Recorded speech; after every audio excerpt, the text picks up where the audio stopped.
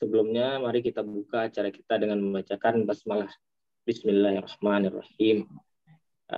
Kita masuki acara selanjutnya, yaitu acara materi yang akan tentang manajemen perioperatif yang akan disampaikan oleh Dr. Beni Indra, spesialis anestesi. Kepada Dr. Beni Indra, kami persilahkan. Baik, terima kasih Dr. Anas. Assalamualaikum warahmatullahi wabarakatuh. Sebelumnya saya mengucapkan ribuan terima kasih kepada Divisi Bedah yang telah mengundang saya untuk berbagi atau berdiskusi kita pagi ini di akhir penghujung tahun 2022 ini sedikit mengenai perioperatif ya. Mudah-mudahan kita bisa mengambil pemahaman bersama terkait bagaimana nanti persiapan pasien untuk operasi. Saya mohon izin untuk screen share.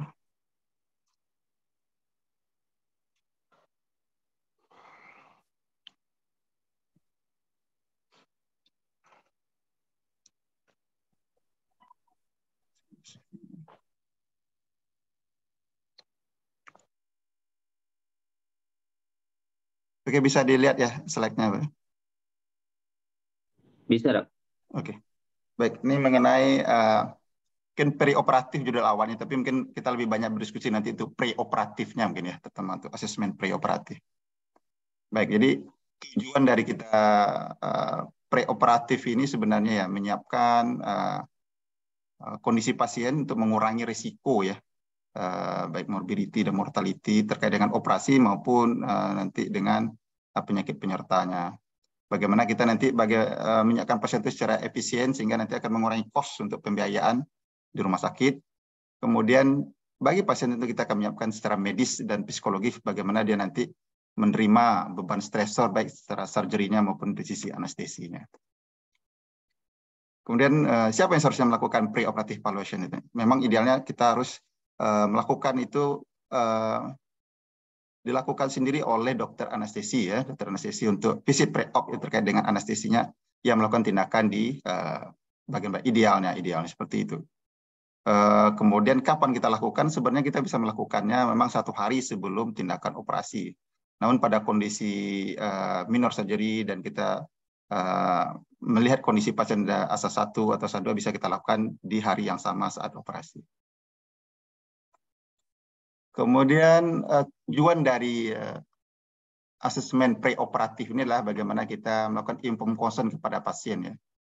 Bagaimana kita menjelaskan kondisi pasien, rencana tindakan, kemudian apa konsekuensi akan dihadapi oleh pasien ketika ada trouble dan masalah, apa yang harus kita lakukan, sehingga nanti akan memberikan ya pemahaman edukasi, kemudian menyiapkan psikologi pasien, sehingga nanti kita bisa mengambil keputusan bersama terkait nanti apa rencana ke depannya terkait dengan rencana khusus anestesi mungkin terkait dengan anestesinya.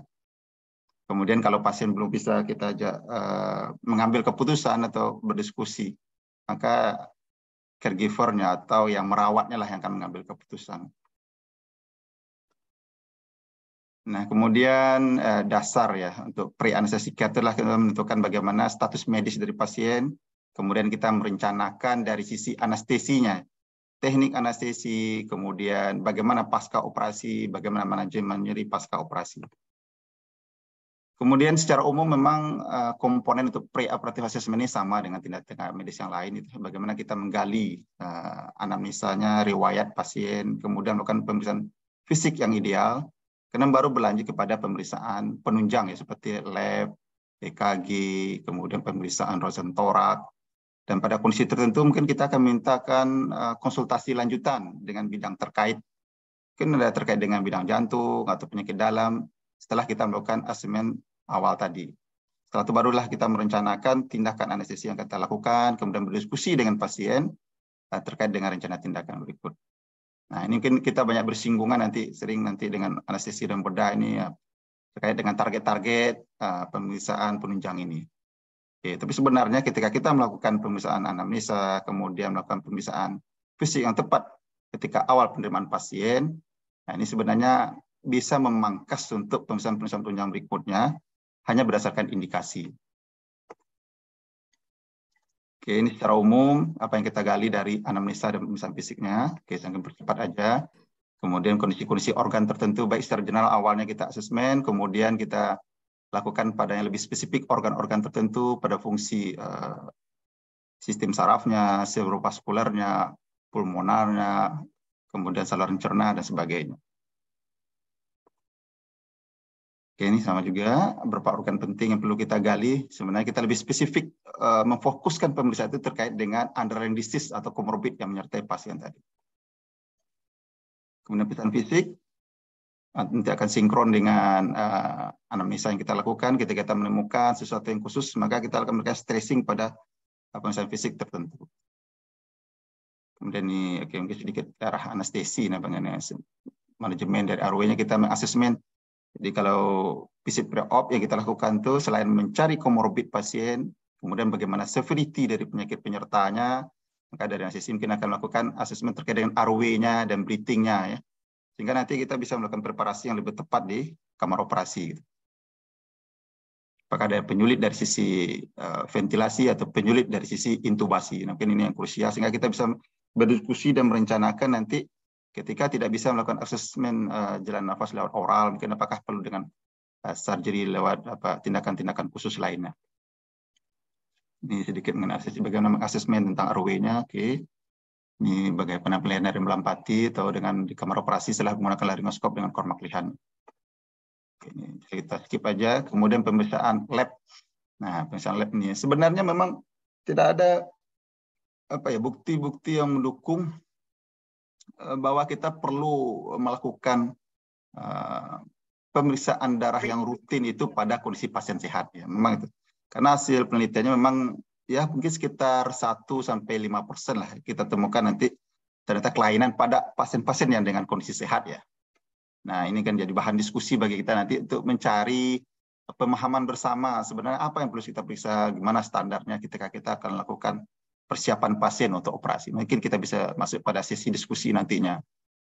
Ya, ini memang dinyatakan bahwa pemeriksaan labor ini memang harus selektif, ya. Ini terkait juga dengan kenyamanan pasien, biaya, dan sebagainya. Oke, kemudian pemeriksaan penunjang lainnya, nih, pemeriksaan EKG, kemudian pemeriksaan ronsen torak, terkadang kita juga memintakan echo, kemudian bagaimana pemeriksaan dengan darah rutin, hemoglobin, eritrosit, trombosit, faktor koagulasi darah, dan sebagainya. Ini menjadi catatan bersama nanti, mudah-mudahan kita berdiskusi lebih lanjut nantinya. Oke. Nah, ini saya bilang tadi setelah kita melakukan anamnesa, pemeriksaan fisik, kemudian pemeriksaan penunjang tadi, mungkin pada kondisi tertentu kita mengambil perlu kita konsultasi ke bagian terkait dulu untuk lebih menyiapkan kondisi pasien, terutama untuk pasien-pasien elektif, di mana kita punya space waktu yang cukup untuk melakukan konsultasi-konsultasi dengan bidang terkait setelah kita melakukan anamnesa dan pemeriksaan fisik tadinya. Nah, kemudian baru kita akan merencanakan pasien. Apakah dari sisi anestesi tentu akan memplanning bagaimana teknik anestesi yang akan dilakukan nantinya. Kemudian apakah general anestesi atau regional anestesi. Regional nanti ada apakah neuroaxial block atau peripheral block. Terkait dengan general anestesi, nanti ketika melakukan tindakan apakah perlu diintubasi apa tidak, kemudian ketika diintubasi apakah perlu awake, apakah perlu dengan keadaan dilumpuhkan dulu atau non paralis gitu istilahnya, ya. Dan ini kita berdiskusi juga dengan beda, ini tidak bisa mungkin diakses dari awal nih, kita perlu tracheostomy dari awal seperti itu. Kemudian setelah itu kita akan memplanning, nanti kan berdiskusi dengan bagian bedah atau yang terkait bagaimana nanti pasca operasi ini bisa nih ke ruangan ini harus kita rawat di ICU, ini perlu kita observasi dulu di ruang intensif dulu untuk beberapa jam. Nah, ini kan kita diskusikan karena terkadang kita keterbatasan di resources-nya, keterbatasan dari ruang intensifnya, sehingga kita harus berpikir matang. Planning kita baik di sisi anestesi maupun dari surgery-nya, kita perlu berdiskusi, mengambil pemahaman bersama, kira-kira gimana nanti pasca operasi di tindakan kita. Kan anestesi akan bertanya, bagaimana tindakan bedah, sejauh mana tindakannya, apakah ada mayor, apakah ada minor, kemudian bagaimana kondisi pasien itu sendiri, bagaimana riwayat dia, status medis awalnya. Jadi kan komprehensif kita akan memandang itu sehingga menentukan pilihan kita nanti di mana pasien akan dirawat. Kemudian terakhir mungkin Bagaimana kita lakukan manajemen nyeri, planningnya, dan kita akan diskusikan dengan pasien. Oke, kemudian kita diskusi dengan pasien pre-op terkait dengan risiko anestesi, rencana anestesi, dan seperti tadi, bagaimana manajemen nyeri dan sebagainya. Oke, bisa di-skip aja ini. Oke, kemudian klasifikasi asa ini memang tidak akan langsung menentukan ya terkait dengan mortality dan morbidity-nya ya. Ini hanya melihat severity, bagaimana nanti underlying disease-nya aja sebenarnya ya. Jadi, asa 1, asa 2, asa 3 dan sebagainya. Oke. Kemudian ini terkait puasa, ini kan sering juga ditanya nih, berapa lama nih seharusnya pasien itu berpuasa ya? Karena dengan konsepnya ERAS, sebenarnya lagi tren dengan di bidang obstetrik ya, operasi kebidanan ya, terkait dengan ERAS ini sebenarnya dirintis lebih awal di bedah digestif ini, bagaimana kita menyiapkan pasien seoptimal mungkin sehingga nantinya outcome-nya pasien bisa lebih pulih lebih cepat. Long stay dari perawatan rumah sakit menjadi bisa lebih diperpendek, kemudian pasien ya mengurangilah keluhan-keluhan pasien seperti mual muntahnya, cepat mobilisasinya. Jadi perlu persiapan awal yang matang untuk pasien ini. Sekarang lagi boomingnya memang di kebidanan ya, sampai diiklankan tindakan ERAS itu ya. Bagaimana pasien itu sebenarnya tidak perlu dipuasakan terlalu lama, dan ini memang kita harus komitmen juga dengan jadwal operasi ya. Bagaimana sebenarnya untuk clear fluid ya? Clear fluid itu mungkin kita mendefinisikan apa ya? Cairan tanpa ampas ya. Kayak apa, minuman bersoda itu juga termasuk clear fluid sebenarnya. Kemudian jus tanpa pulpnya itu ya, kemudian ya air putih kita bilang itu sebenarnya termasuk clear fluid. Itu sebenarnya cukup puasa 2 jam sebelum operasi. Intinya sebenarnya kita kan pengosong lambung. Kalau cairan itu clear fluid itu dia 2 jam itu udah kosong turun di lambung.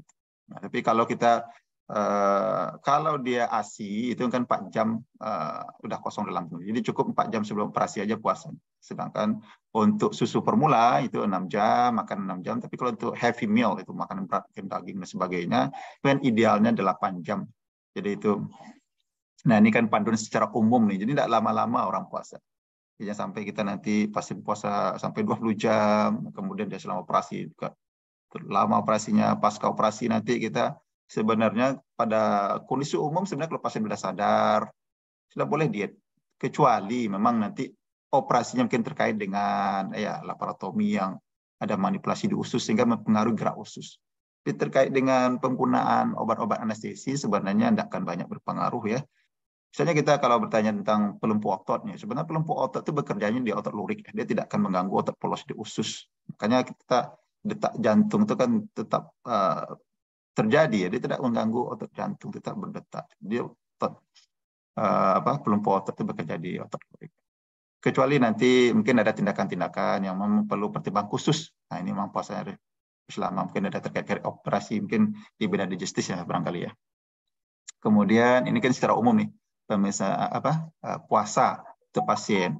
Nah ini akan jadi perhatian khusus nih. Kalau bagaimana kondisinya kalau pasien itu kecelakaan di IGD ya. Jadi puasa itu gimana? Jadi kalau pasien-pasien dengan trauma yang berat ya, severe dan sebagainya, maka cara kita menilai puasa pasien itu adalah lama pasien itu jarak dari saat dia makan sampai terjadi kecelakaan ya. Jadi karena setelah kecelakaan, maka dia akan mengganggu motilitas ususnya. Jadi kita memperlakukan pasien puasanya itu sejak dari dia makan terakhir sampai terjadi kecelakaan. Itulah durasi dari waktu puasanya. Jadi kita bisa, oh ini puasanya tidak cukup, ini puasanya cukup. Bukan, walaupun dia telah berada di kamar di IGD itu misalnya 6 jam atau 3 jam, 4 jam, itu tidak terhitung lagi. Tapi kita menghitungnya dari sejak dia makan terakhir ke kecelakaan itu. Karena setelah itu khususnya akan mengalami penurunan motilitasnya akan menurun akibat dari trauma tadi. Nah, ini jadi pertimbangan kita juga nanti, oh ini pastinya puasa nggak cukup. Nah bagaimana ini? Kalau kita lakukan tindakan anestesi, nanti ada pertimbangan khusus dan teknik khusus namanya RSI ya, Rapid Sequence Induction Intubation ya. Bagaimana kita ada protokolnya untuk mencegah terjadinya aspirasi dan sebagainya. Oke. Kemudian ini terkait merokok ini sering juga ditanyakan ini. Ya, merokok tuh ya, dia akan pada perokok kronik dan berat itu dia akan menyebabkan terbakar silia di saluran nafas itu. Kemudian juga akan mempengaruhi sel goblet itu mengalami modifikasi dan hipersekresi dan hiperproduktif. Ini kan nyata sekali nih. Kalau kita ketemu pasien perokok berat itu pasien batuk-batuk pasca operasi dan kadang risiko untuk latensi sputum dan sebagainya kalau pasien dirawat dengan ventilator dan sebagainya. Nah, kita harapkan nih pasien-pasien ini diedukasi ya berhenti beberapa jam pun sudah signifikan membantu ya, dari 12 sampai 24 jam dia berhenti merokok itu, maka CO2 dan nikotin levelnya itu akan kembali ke normal. Tapi terkait dengan fungsi siliarnya, kemudian sel goblet tadi dalam produksi banyak itu kembali normal kan butuh beberapa waktu seperti disampaikan di sini ya. 6-8 minggu ideal. Oke. Kemudian mengenai premedikasi. Oke. Premedikasi ini sebenarnya kan tujuan untuk memudahkan saat induksi ya, bagaimana kita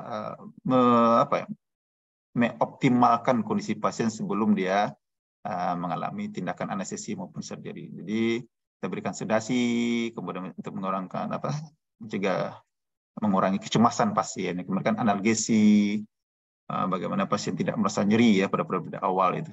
Kita memberikan analgetik ya. Idealnya kita mempunyai ruang premedikasi sebenarnya di ruang rumah sakit, tapi biasanya kita dari ruang terima kan langsung ke kamar operasi ya, kita tidak punya ruang premedikasi ya. Harapan kita tidak kan kita punya ruang premedikasi di mana setelah pasien datang masuk kita siapkan dulu semua itu, pasien ganti baju, kemudian dia tidur di meja operasi, kemudian dipasangkan semua instrumen-instrumen tadi, elektrode, kemudian saturasinya, pasang impulsnya, pasien dihangatkan, kemudian kita kasih sedasi dia, kita kasih analgesinya, dan nyaman dia, dan pas waktu untuk operasi kita dorong pasien dengan meja operasi, jadi pasien tertidur di meja operasi, kita dorong ke kamar operasi. Idealnya seperti itu, kita punya ruang premedikasi. Tetap ada monitor di sana sehingga kita lebih bisa tindakan-tindakan yang lebih menggunakan obat opioid dan sebagai sedasi lebih aman. Oke. Beberapa tujuan dan bekerja ini mengenai obat-obat yang akan kita mudahkan untuk premedikasi ya, sedasinya, analgesinya. Untuk kondisi dulu kita rutin menggunakan untuk anti syalok itu untuk mengurangi sekretnya ya, untuk bayi dan itu sekarang nggak jadi prosedur rutin lagi ya, hanya kondisi tertentu aja kita berikan sesuai dengan indikasi. Oke, kemudian ya ternyata ini pengantar singkat tentang bagaimana preoperatif ya. Ini bukan perioperatif, mungkin topik kita ini terlalu luas, nanti kita lebih banyak berdiskusi pada preoperatifnya aja mungkin sebenarnya. Oke, saya silahkan kepada Dr. untuk memimpin diskusi lebih lanjut. Terima kasih.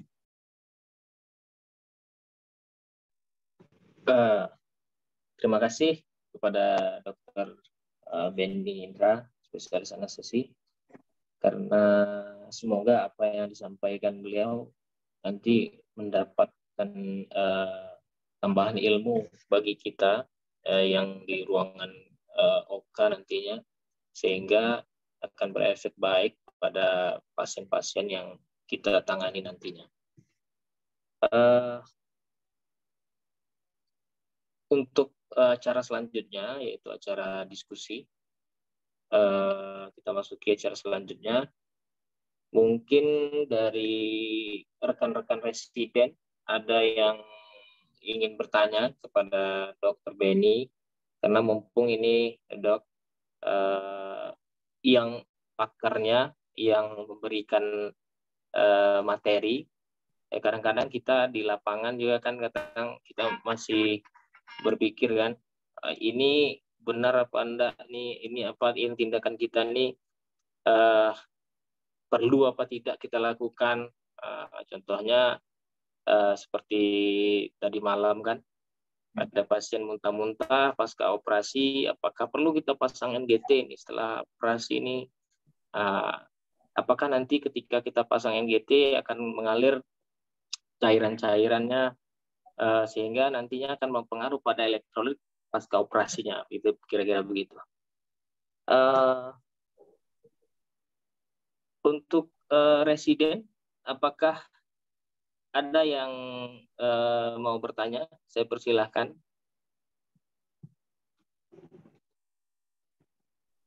Ya. Izin dok, boleh bertanya dok?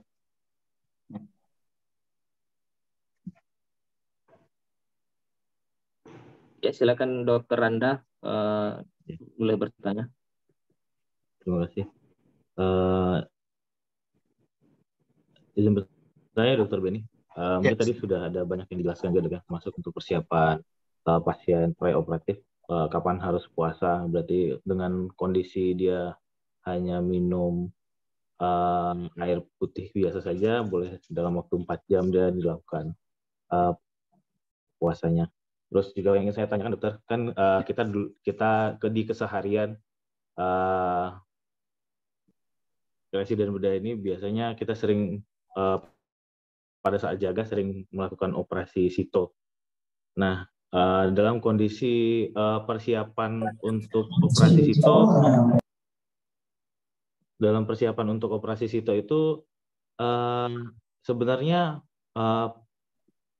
perlu tidak kita lakukan permintaan untuk toleransi operasi, terutama pada pasien-pasien yang usianya sudah lebih dari 35 tahun kepada penyakit dalam, atau cukup dengan toleransi dari anestesi saja untuk kondisi okasito, dok?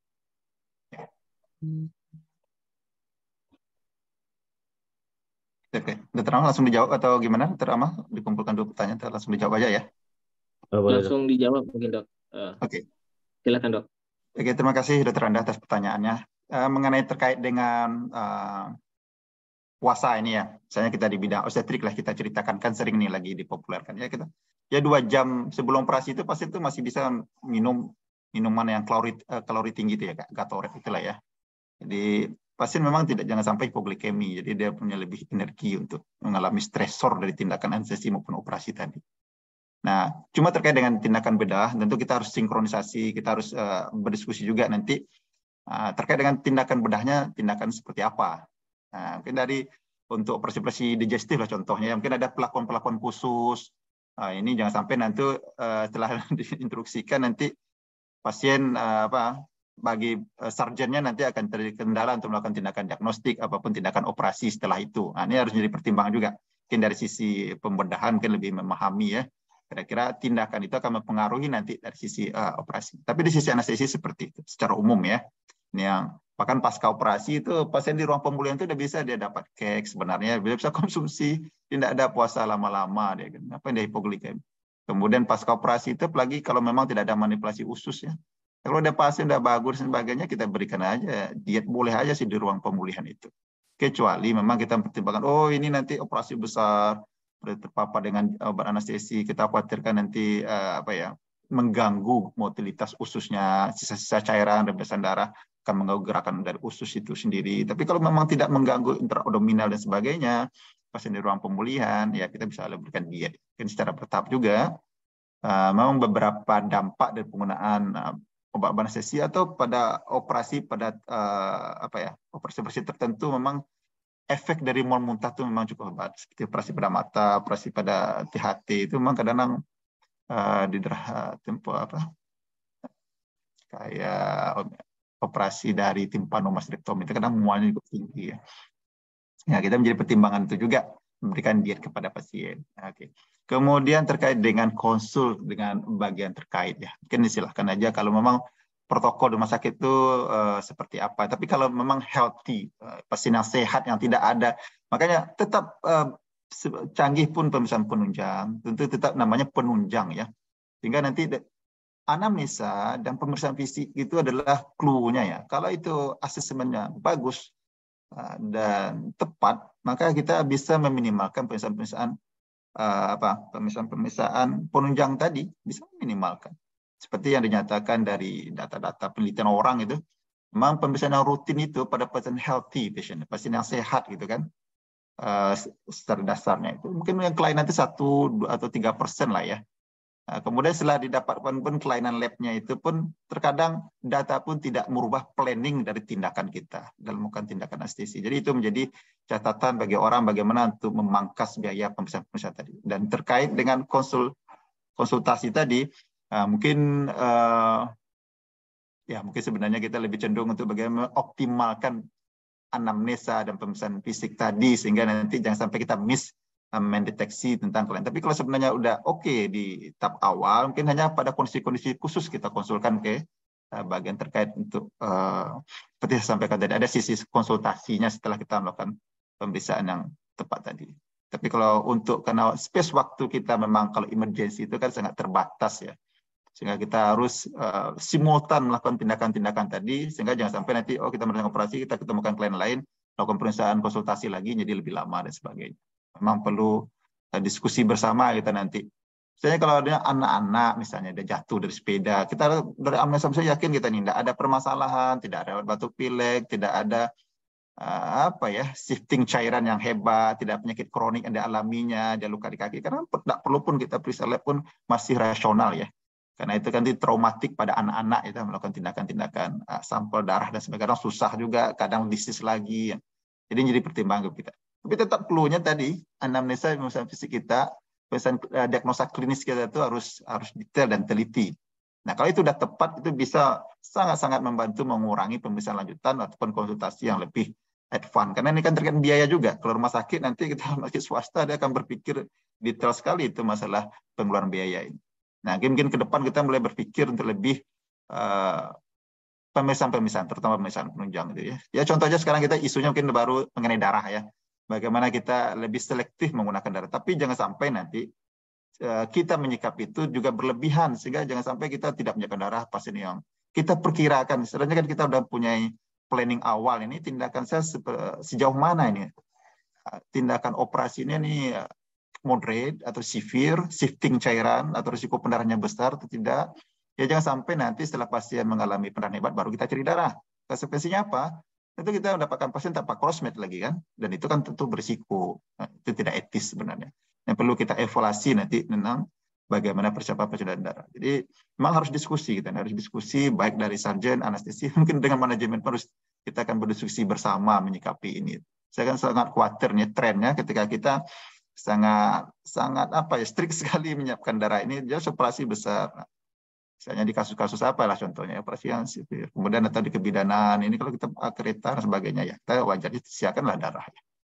Kita khawatir nanti darahnya banyak, jangan sampai baru buru-buru kita jadi takutnya nanti tidak dapat pula sampel darah yang cocok kan. Nah, mungkin begitu Dr. Randa.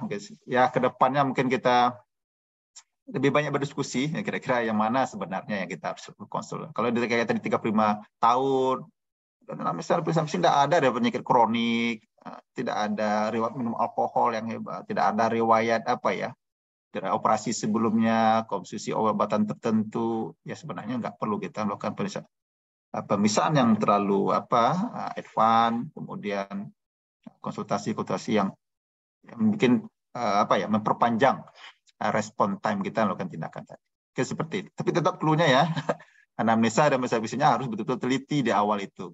Oke. Terima kasih. Baik, Dok. Terima kasih, Dok. Oke, gimana Dokter Randa? Sudah cukup puas dengan jawaban Dokter Benny? Atau ada pertanyaan lagi? Sudah cukup jelas. Ya. Oke. Mungkin gini Dok, kalau dari mungkin saya sebagai moderator juga kadang-kadang bingung Dok, dengan misalnya ada pasien dengan CKD di mana HB-nya pasti tidak sampai 10 kan Dok. Sementara rata-rata tuh kalau operasi harus disiapkan tuh HB-nya 10, diusahakan jangan sampai di bawah 10. Nah, yang jadi masalah ketika pasien-pasien CKD yang akan dilakukan amputasi, kita bilanglah above knee. Nah, ini yang jadi masalahnya, kira-kira berapa kadar HB yang harus kita siapkan atau kita usahakan terhadap pasien yang akan dilakukan amputasi below knee. Dan kemudian juga untuk kondisi-kondisi elektrolit rata-rata pasien-pasien dengan amputasi, misalnya pasien-pasien gangren itu elektrolit kan terganggu Dok. Jadi berapa sebenarnya yang elektrolit juga yang harus kita capai pada pasien-pasien seperti ini Dok? Mungkin itu dari saya Dok. Oke, baik, terima kasih Dr. Rama. Ini memang pertanyaan sering muncul ya ketika menyiapkan pasien untuk operasi. Ini menarik nih pertanyaan. Terkait dengan pertama mengenai HB, hemoglobin ya. Hemoglobin kan kita harus saya jawab dulu secara general ya, artinya filosofinya gitu. Kita melakukan pemeriksaan itu tujuannya untuk apa? Nah, jadi kalau kita udah tahu tujuan kita melakukan pemeriksaan itu untuk apa, mungkin dari sana kita bisa berangkat untuk lebih wise dalam menyikapi ini, mempersiapkan ini. Terkait dengan hemoglobin, kan substansinya itu sebenarnya kita kan terkait dengan delivery oksigen nantinya. Bagaimana kita mencukupkan untuk konsumsi oksigen pasien gitu. Jangan sampai nanti pasien mengalami hipoksi dan sebagainya. Nah, terkait dengan cutting off point nanti sebenarnya berapa HB minimal untuk pasien operasi. Ini memang susah menjawabnya dan tidak ada literatur yang baku menjelaskan itu strict mengatakan ini untuk operasi ini HB harus segini. Secara kan orang itu kan melihat hasil penelitian sebenarnya dengan HB berapa sih kita mulai terganggu untuk perfusi kita itu gitu. Nah, kalau untuk hemoglobin ini kita harus berangkat dulu menganalisa pasien ini masalahnya penurunan HB itu akut atau kronik. Harus kita pahami bersama dulu. Kalau dia kasusnya itu kronik ya seperti tadi Dr. Ahmad cerita pasien dengan CKD udah terbiasa dengan HB8, kita bisa berangkat langsung untuk operasi dengan HB itu, apalagi dengan kasus tadi. Maka nanti kita akan melihat bagaimana kita manajemen kondisi pasien, kemudian kita berdiskusi tentang tindakan operasi itu minor atau moderate atau severe dengan parameter shifting cairannya, risiko pendarahannya, kemudian melihat nanti kapasitas fungsional dari pasien. Nah, nanti akan jadi hal itu harus komprehensif kita memandang sehingga ini menjadi dasar kita nanti pertimbangan untuk meminta ini harus segini, harus segini, harus segini. Nah, seperti hemoglobin tadi. Nah, terkait dengan hemoglobin, secara umum orang mengambil sikap ketika pasien mengalami komorbid jantung, dari penyakit jantung kronis dan sebagainya, kemudian penyakit kardiorespirasi lah ya, PPOK dan sebagainya, kita khawatir dengan HB yang rendah ini akan mempengaruhi nanti tetap delivery oksigennya. Nah, histriknya biasanya dengan pasien dengan masalah kardiorespirasi tadi, maka HB10 yang kita harapkan menjadi patokan awal nanti dalam operasi. Kemudian juga mempertimbangkan nanti saat terjadi operasi bagaimana risiko pendarahannya. Ini harus menjadi pertimbang juga nih bagi Dr. Akmal ya. Kalau untuk yang healthy patient ya, di luar dari dia fraktur, kondisi lainnya dia sehat sebenarnya, tidak ada masalah sebagainya. Itu kan jadi pertimbangan gitu. Tapi kalau ditanya berapa cutting off point pada kondisi pasien normal gitu kan, kalau dia akut mungkin sekitar 7-8 lah kita perlu transfusi ya. Jadi memang tidak ada yang guideline itu mengatakan strict sekian. Kalau dia kronik seperti tadi 8 itu masih kita terima pada pasien-pasien dengan gejala ginjal tadi. Yang non surgery ya, pasien-pasien di medikal ya. Karena ada pasien itu HP-nya 3, tapi dia bisa jalan tuh, pasien-pasien kayak penyakit cacing tambang, sebenarnya dapat kasusnya dulu tuh. Masih jalan biasa, tapi memang udah nggak pusing dan sebagainya. Jadi kan udah tanda-tanda perfusinya itu udah oksigenisasinya udah mulai berkurang, terganggu. Jadi dasarnya itu sebenarnya bagaimana pasien itu jangan sampai mengalami problem untuk delivery oksigennya, atau jadi pertimbangan kita. Jadi memang kalau gagal ginjal sih masih 8 itu masih oke, kita masih terima. Dengan mempertimbangkan nanti operasinya gimana, moderate atau severe. Nah, itu pertimbangannya. Nah, kita memang memahami isu tentang transfusi ini memang menjadi catatan ya khusus ya.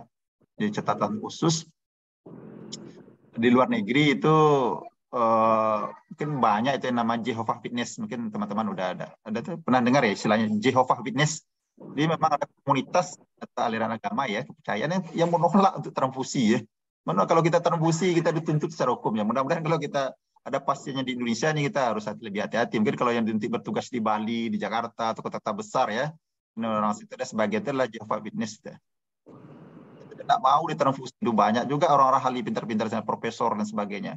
Tapi di Amerika itu memang ada tuh undang-undang yang melindungi petugas medis kalau dia untuk emergency life saving dia dengan nggak tahu pasti ya berapa HB-nya, sehingga itu kita lakukan transfusi, nah, kita tidak akan kena delik aduan itu. Nah, itu komunitas Jehovah Witness nggak mau dia ditransfusi karena memang harus pun memahami bahwa memang karena transfusi ini terlalu sering kita lakukan, kita lupa. Transfusi darah itu sebenarnya transplantasi organ itu sebenarnya. Tapi karena begitu simpelnya kita lupa itu ya. Nah, kita harus ingat nih mana golongan darah itu kan. Golongan darah itu banyak sub-subnya gitu kan. Ada golongan darah ABO, ada resus. Itu masih sebagian itu, masih ada subgrup-subgrup yang lain. Maka itulah gunanya kalau dengan cross-match-nya. Jadi cross-match itu kan kita menguji antara eritrosit donor dengan plasma resipien. Kemudian yang minornya itu mengambil donor dari resipien, kita reaksikan dengan plasma pendonor. Jadi agar masih ada nggak kemungkinan terjadi reaksi antigen antibody itu, penolakan itu. Itulah pentingnya darah cross-match itu kan itu sebenarnya. Jadi kira-kira mungkin jawaban saya mungkin seperti itu, Dr. Alma, mungkin cukup general jawabannya ya. Jadi memang perlu memandang pasien itu secara holistik nih. Operasi kita mesti seperti apa ya? Kalau kita operasi besar, torak atau apalah ya, HB-nya 7 ya tentu ini transfusi dulu lah. Kita udah memperkirakan ini. Nanti di durante operasi ongoing bleeding dan ini kan itu seperti itu. Kira-kira jawaban saya seperti itulah. Dr. Alma mungkin bisa nangkap poin-poinnya. Untuk pasien dengan kelainan komorbid jantung dan paru, kita mengharapkan HB itu minimal 10 ya. Tapi seperti Dr. Alma bilang tadi, pasien dengan CKD tidak ada terbiasa dengan HB 8 dan sebagainya, saya rasa itu masih kita bisa ACC untuk melakukan tindakan operasi. Coba kita harus beringat ya. Jadi ini bukan sebuah diskusi antara diskusi pertentangan antara bedah dan anestesi. Ini tetap substansinya adalah pasien yang kita lihat. Nah, ini yang kita harus ingat, filosofisnya itu pasiennya. Jadi senternya itu pasien, bukan divisi kita masing-masing. Tujuannya ke pasiennya. Maka kita harus memahami filosofi dasar-dasar kenapa kita melakukan perusahaan ini. Contoh elektrolit ya. Elektrolit ini kayak kalium lah ya. Memang atau yang sering itu kan hipokalemi, hiponatremi dan sebagainya. Konsekuensi nanti kan kepada aritmia dan sebagainya, risiko. Kalau ada manifestasi dari gangguan elektrolit seperti gangguan aritmia dan sebagainya, idealnya kita dengan space angka normal ya 3,5 dan sebagainya. Tapi kalau tidak ada gejala klinis dan sebagai pasien sehat, mungkin batas 3 itu masih bisa kita toleransi lah tanpa perlu dikoreksi. Kemudian kita harus ingat juga gangguan elektrolit ini kronik atau akut. Nah, ini jadi pertimbangan kita juga dalam mengkoreksi gitu. Ini kasusnya akut atau kronik. Sambil melihat udah mulai ada gejala-gejala klinis pada pasien terkait dengan gangguan elektrolit ini. Intinya itu aja sebenarnya ya. Karena elektrolit kalium itu kan substansi esensial sekali dalam mempengaruhi irama jantung. Jangan sampai nanti kita aritmia nanti kita sebagai sarjan atau anestesinya takikardi setelah itu. Kita yang aritmia nanti kalau mengalami kondisi-kondisi itu. Ya, contohnya mungkin ada istilahnya untuk kondisi operasi pasien dengan kelainan jantung, tapi operasinya non jantung. Atau ada protokolnya nanti, ada guideline khusus tuh terkait itu. Kapan kita harus tunda kalau pasien itu? Contoh kayak inilah, pasien sering ketemukan VS, ventricle extrasystole. Nah, karena kita berdiskusi nih, sebenarnya kalau kita tunda itu yang tipe VS itu yang maligna ya. Maligna itu dia contohnya yang frekuen atau ada 110 lebih dari 10 kali per menit. Kemudian tipenya B Gemini atau tipenya itu tipe yang jatuhnya itu pada istilahnya kita kenal dengan istilahnya VS yang R on T. Jadi munculnya itu pada T time yang muncul. Itu bersiko, bukan VS-nya kita khawatirkan, tapi dia bersiko untuk memicu terjadinya ventricle takikardi lanjut ventricle fibrilasi. Nah, itu yang kita khawatirkan. Nah, kalau VS-nya itu sebenarnya ya karena masih bisa. Ya kalau kemudian kita akan memandang juga tindakan operasinya akan seperti apa. Dia tuh risiko shifting cairannya, perubahan hemodinamiknya cukup besar ini. Sehingga nanti akan memicu terjadi aritmia. Jadi kita mastrik itu. Saya pernah dapat pasien muda gitu kan. Awalnya VS-nya itu apa ya? Nggak muncul VS-nya, tapi ada satu-satu lah itu. Tapi masih oke lah. Pas di kamar operasi itu muncul tuh di Gemini dia. Jadi kalau ada 80 berarti yang efisien dalam memompa kontraksi jantung kan cuma 40 sebenarnya. Nah, itu terkait dengan cardiac output-nya. Ya kan kayak gitu 80, tapi yang efisien kalau VS itu kan menggeletar aja dia kalau muncul. Tidak efisien dalam kick ventricle itu. Jadi kalau 80 itu 40 lah yang efisien memompa darah keluar itu kan. Nah, itu tentu kan tidak mencukupi nanti untuk cardiac output-nya itu. Kira-kira seperti itu. Ya, akhirnya memang pertama nggak mau dikasih obat, tapi pas kamar operasi muncul lagi, kemudian ditunda, gitu kan.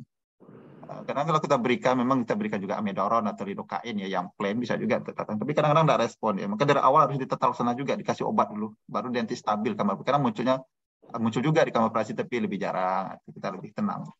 Ya, sampai kalau kita inginnya kan safety pasien dan kita pun safety sarjan dan anestesi. Ya, sampai kita operasi jantung kita takikardi ya, cepat tua kita nanti. Ya, seperti itu Dr. Rama. Nah, terima kasih. Terima kasih Dr. Beni. Jadi intinya kalau HB ini kita harus melihat pasiennya ya dok ya. Jadi based on pasien. Kalau akut ya bisa jadi kita persiapkan 10. Tapi kalau yang kronis tadi memang udah terbiasa HB-nya rendah, ya tidak mungkin kita harus paksakan jadi 10, misalnya 7 atau 8 sudah bisa naik untuk tindakan operatif. Tapi tentu dengan persiapan darah juga ya dok ya, kalau operasinya besar ya dok. Jenis operasinya ya, operasinya sejauh mana nanti shifting saya. Oke. Terima kasih Dr. Beni. Mungkin dari teman-teman yang lain ada yang mau bertanya kepada Dr. Beni, saya persilakan.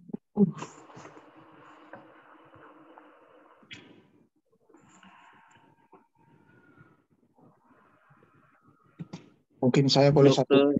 Dokter, saya sudah nggak siap, langsung aja boleh ya. Iya, silakan dok. Mumpung ada Dr. Beni. Silakan dok. Assalamualaikum warahmatullahi wabarakatuh. Waalaikumsalam warahmatullahi wabarakatuh. Terima kasih nih Dr. Beni. Ini tergantung konsultasi ini. Konsultasi antar bagian pre-op-nya. Kan sering itu ketetapan itu kalau anak-anak konsul penyakit anak dulu, penyakit dalam umur 40 konsul sekian. Idealnya bagaimana sebenarnya? Apakah memang demikian atau kita kan bisa periksa juga nih sementara ini. Ini pasien ini kalau kondisi umumnya cukup bagus, dengan kata ya paru, jantung yang kita periksa cukup baik, kemudian hasil labor, parameter labor cukup bagus misalnya kan. Tidak ada yang diperhatikan.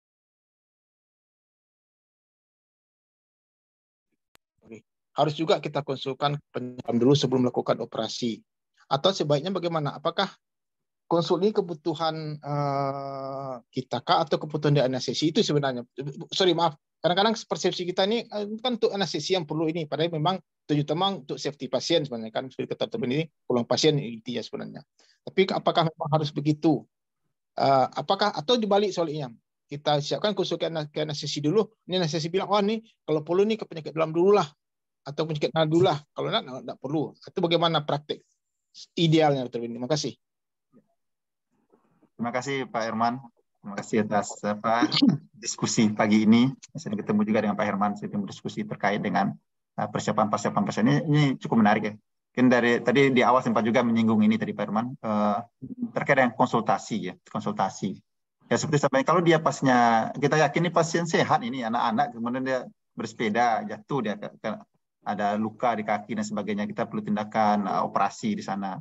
Nah, kalau kita yakin dari pemeriksaan fisik, dari anamnesa, dari pemeriksaan fisik, jadi tetap perlunya itu anamnesa, pemeriksaan fisik, kan nanti dari sarjana kan mempunyai kapasitas untuk melakukan asesmen itu. Tidak ada penyakit kronik, tidak ada penyakit genetik kemungkinan seperti asma, kemudian tidak ada menggunakan obat-obat yang akan mengganggu elektrolit, tidak ada gangguan dari dietnya, gitu kan. Kita kenal dengan pasien sehat lah gitu. Kemudian dia mengalami kecelakaan dan sebagainya. Ya sebenarnya kalau dari secara umum itu dinyampaikan ya dari anamnesa, pemeriksaan fisik udah ada ikut, bahkan pemeriksaan labor pun malah kita tidak memerlukan itu.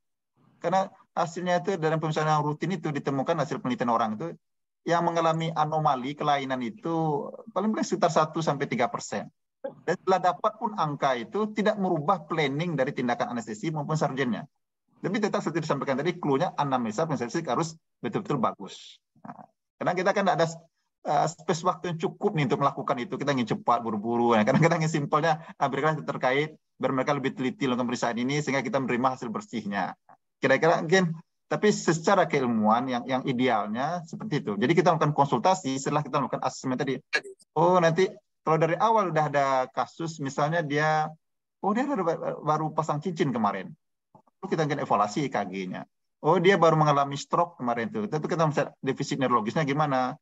ini prode kejadian dia mengalami kondisi itu udah berapa jam, kan ada tuh. Yang terkait dengan kita kepentingan nanti dengan autoregulasi pasien. Kalau autoregulasi sudah membaik, sudah stabil, mungkin kita tidak perlu melakukan pemeriksaan lanjutan. Nah, tapi kalau pasien ada PPOK, tentu kita kan harus melakukan asesmen yang tepat. Terkait juga dengan jenis operasi nanti. Apakah nanti ya contohnya kalau dia operasi nanti akan operasi torak juga misal ya, tentu kita harus memastikan dulu kardiorespirasinya. Jangan sampai nanti setelah dia dioperasi, dia depending terhadap bantuan ventilasi yang kita berikan. Tidak bisa kita winning, risikonya jadi besar. Itu kita harus mempunyai data dasar dulu, baseline, kapasitas dari fungsional pasien itu seperti apa, status medisnya tuh awal itu seperti apa, itu kepenting. Tapi kalau kasus-kasus yang Pak Herman ceritakan tadi, ya anaknya bagus kondisinya, sering juga ketemu sama Pak Herman, ini pasien udah berulang nih, mau nggak pasien CTEV dan sebagainya. Karena dia bilang, nggak usah aja periksa lab, boleh, nggak apa-apa, kita bisa langsung lakukan tindakan operasi. Karena tidak ada, dia tidak mengungsi obat-obat diuretik yang komponen elektrolitnya, tidaklah mengalami diet sehingga kita gangguan malnutrisi dan sebagainya, tidak ada penyakit kronik yang perlu kita operasi, asma dan sebagainya. Ini menjadi catatan, bahkan jangankan konsultasi, pemeriksaan lab pun boleh kita pangkas, Pak Herman. Nah, ideal seperti itu. Yang ideal seperti itu ya, tapi nanti dengan kebijakan rumah sakit ini saya tidak berani juga menyatakan ternyata, oh ini divisi lain nanti komplain dan sebagainya. Mungkin kita yang SOP kita gimana? Kesepakatan kita sebagai pelaksana dengan manajemen rumah sakit. Nah, karena kalau kita bekerja rumah sakit itu kan udah sebagai tim ya, sebagai tim tentu kita kalau keputusan masalah itu mungkin ada hal terkait yang perlu dipertimbangkan. Nah, mungkin seperti itu jawabannya Pak Herman. Terima kasih. Ya mungkin sedikit satu lagi ini, karena sering pada kondisi pasien saya kan operasi berulang misalnya kan, baru 1 bulan yang lalu kita udah konsul kemana-mana kan, ini mau operasi ulang lagi, ada revisi atau apalah, apakah harus juga ya sebelumnya memang sudah konsul antar bagian misalnya kan, tapi karena dengan waktu sebulan tidak ada komorbid semacam tadi, berarti sebenarnya ideal kan tidak perlu lagi lah kita harus suruh pasien ambil darah lagi, apalagi anak-anak ini kan kasihan, orang tuanya kesakitan untuk periksa darah, bukan orang tuanya yang gelisah lihat anaknya kan kesakitan misalnya kan, padahal kita tidak temukan.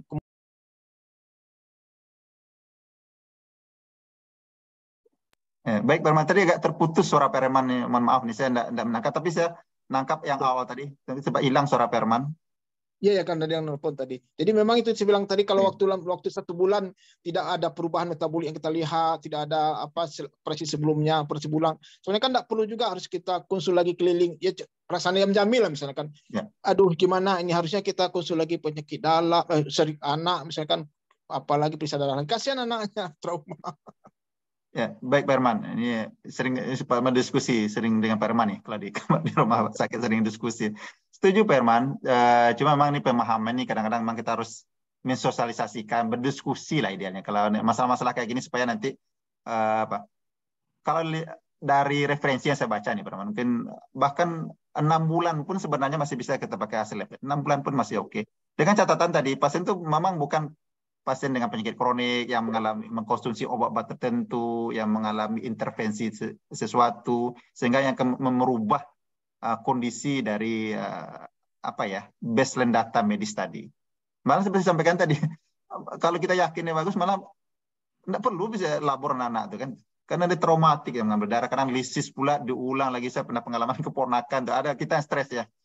Apalagi anak sendiri itu, ya, karena menetes air mata kita kan, kalau diambil darah kecil bayi itu kan susah gitu kan. Nah ini jadi apa ya? Memang bahkan tidak perlu kita cek lab kalau kita yakinnya bagus klinisnya sebagainya. Maka data lama itu 6 bulan. Cuma sekali lagi nih Pak Herman, ya mungkin kita belum langsung menerapkan ya. Setelah diskusi ini saya jangan sampai terjadi langsung respon. Dan tentu kita harus diskusi juga dengan TS terkait, teman-teman terkait, mensosialisasikan konsep-konsep ini ya. Pemahaman bersama lah. Nah, enaknya kan kalau lah paham bersama, intinya gini kan pasiennya nih, kemudian bagaimana outcome-nya bagus. Dan kita sebagai anestesi maupun sebagai sarjennya tentu inginnya nyaman pasien, outcome-nya bagus. Maka konsep ERAS itu kan dikembangkan itu sebenarnya. Di ortopedi itu kan itu juga Pak Herman ya. Berkembang juga tuh ERAS-nya, kaget juga dibaca. Kan ada tuh SEMDCare, pagi operasi, sore pulang, luar biasa mereka. Tapi tetap ada beberapa item tuh. Jadi ERAS tuh kalau di Obgyn saya kadang-kadang sering ditanya, dok ERAS ya dok ERAS ya dok. Sebenarnya ERAS tuh itu kan kalau di Obgyn itu kan ini sebenarnya 21 item itu. Anestesi cuma 3 item peranannya. Jadi masih banyak divisi lain menyiapkan kondisi pasien untuk mencapai eras itu. Cuma tiga paling-paling ke media anestesi, ya spinalnya tambahlah morfin dikit supaya efek analgetiknya bisa 24 jam gitu kan. Kemudian memastikan puasa kayak tadi, jangan terlalu lama pasien puasa, ya 2 jam itu dia bisa minum high kalori gitu kan. Kemudian pasca operasi dia langsung dapat diet dan sebagainya. Jadi banyak divisi terkait. Mungkin ortopedi nanti karena menyuntikkan itu kalau di panggul itu kan bisa menyuntikkan itu analgetiknya di sekitar itu. Nah, jadi memang eras itu multidisiplin itu. Malah sebenarnya merintis itu adalah bedah digestif kalau saya nggak salah. Tapi sekarang yang populer itu kan di obstetrik ini. Jadi iklan pula nanti ini. Untuk rumah sakit itu pakai operasi eras. Oh iya, sekarang kita bisa ngikut aja lagi gitu kan. Tapi kadang-kadang kalau ada memungkinkan kita edukasi itu pasien supaya tidak salah persepsi tentang eras itu apa. Dan sampai nanti dengan eras itu kita tambah biaya, itu salah itu. Tujuan eras itu memangkas biaya. Jadi kalau setelah di eras itu tambah biaya pasien, nah itu ada yang keliru gitu. Nanti sedih nanti senior-senior yang merintis yang membawa konsep itu ke Indonesia nanti. Nah kira-kira seperti itu Pak Herman. Terima kasih. Terima kasih. Kasih banyak Pak Ken. Sama-sama. Oke, baik. Terima kasih Dr. Hermansyah, terima kasih Dr. Benny. Semoga diskusinya menambah ilmu bagi residen-residen. Mungkin saya kasih satu pertanyaan lagi ya Dok, untuk dari residen kali untuk bertanya. Dari residen, apakah ada pertanyaan lagi kepada Dr. Benny? Ini mumpung Dok, Dr. Benny ini kan jarang-jarang karena divisinya berbeda dengan kita. Mungkin ini kesempatan yang langka bertanya di ruang Zoom seperti ini. Pada residen ada yang mau bertanya? Izin Dr. Akmal bertanya. Ya, silakan Dr. Wiko. Baik Dok, terima kasih atas kesempatannya. Izin Dr. Benny. Ya, silakan. Saya ingin bertanya tentang pemberian anestesi blok regional. Apakah untuk persiapan perioperatifnya itu sama dengan jenis anestesi yang lain? Kemudian untuk post-op-nya apakah sama untuk edukasi kita setelah dilakukan post-op dengan menggunakan anestesi regional, blok regional? Terima kasih Dok. Ya. Terima kasih Dr. Wiko. Mungkin saya langsung jawab aja ya Dr. Akmal. Oke. Untuk jadi di anestesi itu ada general anestesi, ada regional anestesi. Regional anestesi itu nanti ada namanya neuroaxial block, ada namanya peripheral block. Saya lupa tadi, ini Dr. Wiko yang nanyanya peripheral block atau yang mana? Atau regional anestesi secara umum ya? Regional anestesi secara umum? Secara umum aja Dok. Nah, secara umum, oke. Jadi konsepnya, kalau kita memberikan tindakan anestesi, maka persiapannya sama. Apakah itu regional maupun dari awal general anestesi, persiapan operasinya sama. Kenapa? Karena kita bisa mengalami kondisi trouble nanti. Yang pertama, regional anestesinya tidak berhasil. Sehingga kita akan beralih kepada general anestesi. Jadi kemungkinan general anestesi itu bisa. Contoh kalau kita untuk regional anestesi atau yang neuroaxial block itu kan ada spinal anestesi atau epidural anestesi. Ya. Durasi operasi, karena operasi memanjang, misalnya kayak operasi apa ya?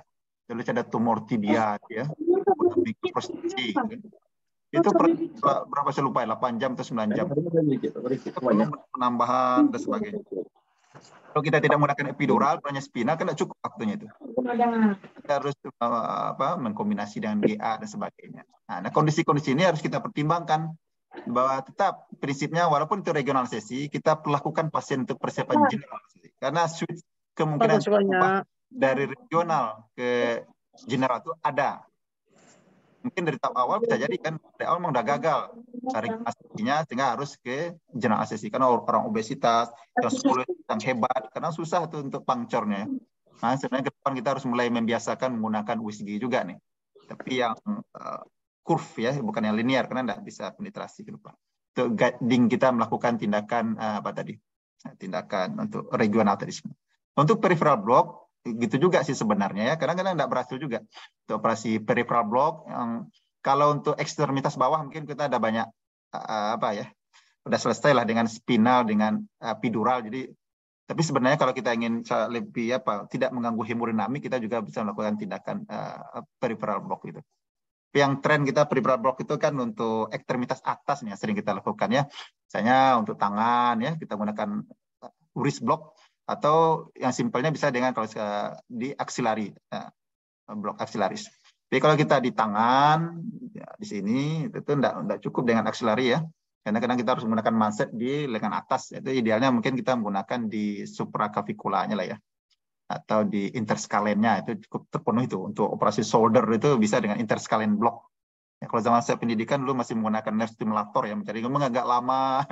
Kadang-kadang tuh kita 1 jam sebelum operasi kita harus datang dulu, kita blok supaya tidak marah nanti operator nanti.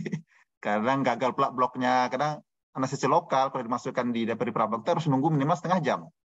Nah, menunggu minimal setengah jam. Jadi memang butuh space waktu yang cukup panjang. Tapi kalau di Solo tuh saya stasi itu menjadi kewajiban. Jadi hampir semua ekstremitas atas itu klavikula itu kita blok. Jadi kita blok dengan interscalen ya. Nah, nanti dengan segala komplikasinya. Jadi tetap persiapan tetap seperti general anestesi. Karena kita timbul komplikasi kan. Kadang terblok dia itu kan ganglion stellata dan sebagainya. Kemudian gagal, akhirnya kita harus beralih ke general anestesi. Jadi persiapan-persiapan untuk itu tetap harus kita lakukan. Lebih safety ya, lebih safety. Jangan terlalu yakin, ini enggak perlulah puasa-puasa. Atau kita bisa bersepakat, ini harus operasi ini, ada keperluan penting dan sebagainya. Tapi sepakat kita, kalau gagal misalnya peripheral blocknya ya kita tunda operasi, jangan memaksakan. Karena tentu kita nanti risiko ya. Kalau puasanya tidak cukup, nanti kita lakukan general anestesi, nanti risiko aspirasi. Ada 3 kondisi yang nggak strict nih, yang risiko untuk aspirasinya besar ya. Ini catatan. Nah, kalau ini kita jangan bermain-main lah gitu kan. Ya, istilahnya itu terlalu berisiko. Pertama pasien obes ya. Kemudian pasien-pasien dengan obstetrik, pasien lagi hamil, tekan intraabdominalnya kan tinggi. Risiko nanti dia itu mengganggu secara anatominya, mengganggu motilitas usus, pengaruh hormon estrogen, memperlambat pengosongan lambung, itu risiko. Yang ketiga, pasti memang ada masalah kayak GERD itu, atau lebih berisiko dia untuk regurgitasi dan sebagainya. Jadi tetap Dr. Wiko persiapannya tetap harus seperti bis umum ya, pasien tetap dipuasakan dan sebagainya. Tapi konsep puasa kan tadi sudah disampaikan ya, kalau dia clear fluid, nah clear fluid itu dia ya seperti apa ya, minuman tanpa ampas lah itu 2 jam itu sebelum operasi masih oke, karena ada kosong di lambung kita. Nah, tapi catatan lagi seperti kita sampaikan tadi, untuk pasien trauma di IGD yang trauma hebat, nanti dia masa puasa itu kita hitung dari sejak dia makan terakhir di rumah itu sampai timbul kecelakaan, itulah puasa pasien. Karena setelah kecelakaan dia akan mengganggu dari motilitas ususnya, trauma-trauma yang berat itu. Jadi kita memperlakukannya lama puasa itu segitu. Nah, kira-kira seperti itu Dr. Wiko. Nah, jadi regional itu ada 2 itu, neuroaxial block dan peripheral block. Tapi tetap keduanya persiapan seperti itu. Ya. Terima kasih. Ya, gimana Dr. Wiko? Apakah sudah puas dengan jawaban Dr. Benny? Ini agak jarang ya kita operasi Wiko ya yang regional. Mudah-mudahan nanti kita udah coba minta USG karena trennya sekarang menggunakan USG ya. Kalau dengan USG, apalagi kalau dikombin dengan nerve stimulator tuh presisinya 98% lah, sampai 99% keberhasilan blok untuk peripheral block. Mudah-mudahan ke depan nanti di center kita akan berkembang lah. Tapi kita minta kerjasama juga dari bedah nanti. Karena untuk melatih skill psikomotor itu kan perlu repetition, pengulangan ya. Ya mungkin perlu waktu, maka persiapan pasien itu harus kita siapkan matang dan ketepatan waktu operasi. Jadi kalau operasinya tidak jelas, nanti susah juga kita memplanning untuk melakukan tindakan anestesinya. Apalagi kalau nanti mohon doanya juga dari bedah nih, kalau center pendidikan anestesi bisa jalan pertengahan tahun depan, kemudian Januari besok akan datang dari Lampetekes, kalau itu ACC, maka tindakan-tindakan regional block ini sebuah kewajiban. Dan saya sangat berharap, terutama divisi ortopedi ini, Pak Herman, Dr. Dirski, bisa memberikan nanti kesempatan, space waktu untuk proses ini. Karena memang take time lah, mengambil waktu lah dikit gitu kan, untuk melakukan bloknya, tambah lagi nanti menunggu anestesi lokalnya bekerja dulu itu butuh setengah jam. Tergantung nanti kita menggunakan lokal anestesiknya apa. Nah, kadang kalau lidocaine memang cepat onsetnya ya, tapi kalau bupivacaine kita butuh minimal setengah jam. Ya, ini seperti itu nanti, Dr. Akmal. Iya, ini ada 2 pertanyaan dari akan bertanya dokter dari DPJP. Tadi pertama saya lihat Dr. Rizky udah angkat tangan, yang kedua Dr. Aulia tadi juga mau bertanya tadi. Mungkin Dr. Rizky dulu. Silakan Dr. Rizky. Baik, terima kasih Dr. Amal, Dr. Beni, terima kasih banyak pagi ini sudah meluangkan waktu. Dr. Beni kan kami dari divisi Adult Recon ya, jadi hampir 80% pasiennya adalah geriatri. Jadi hampir sudah menjadi kebiasaan bagi divisi ini untuk melakukan toleransi operasi, preoperasi ya, baik itu dari penyakit dalam, bagian geriatri, dan juga dari bagian jantung. Karena memang untuk pasien-pasien geriatri ini untuk merawat preoperasi dan pasca operasinya butuh multidisiplin karena cukup melelahkan biasanya untuk terutama follow up pasca operasi karena preoperasi kelihatan baik-baik aja, pasca operasinya itu kita perlu perjuangan biasanya pada geriatri. Nah, ini sebenarnya lebih kepada kawan-kawan di divisi lain, bagian lain seperti penyakit dalam atau jantung gitu ya. Seperti jantung kan itu ada skor risiko kardiovaskuler biasanya ya. Nah, itu ada menggunakan beberapa risiko kardiovaskuler dan saya lihat itu pasien sudah 80 tahun, 90 tahun dari pemeriksaan mereka tetap aja membuat risikonya ringan gitu ya. Risiko ringan, kemungkinan masalah kardiovaskuler pasca operasi 1% sampai 5% seperti itu ya.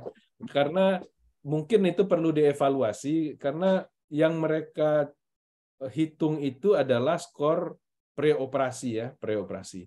Belum memikirkan insult yang disebabkan oleh obat-obat anestesi. Karena kita ketahui obat anestesi kan mendepresi pernapasan, depresi fungsi jantung.